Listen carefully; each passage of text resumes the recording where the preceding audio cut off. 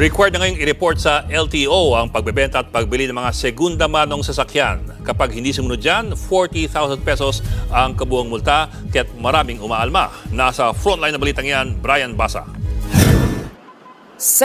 Grabe naman yan. Pinapahirapan yung mga mahirap. Paano yung mga katulad naming hindi namin kaya na bumili ng brand new. Kaya lang namin yung sikanhan. Paano naman yung dati nang nakabili bago nyo napapatupad yung ano na yan, bagong pinalabas nyo. Uulihin nyo. Wala na kaming may ibili, magtutubos pa kami ng 40 mil.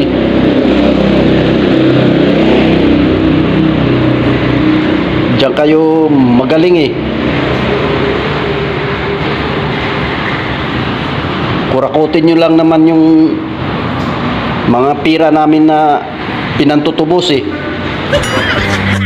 Grabe naman yan.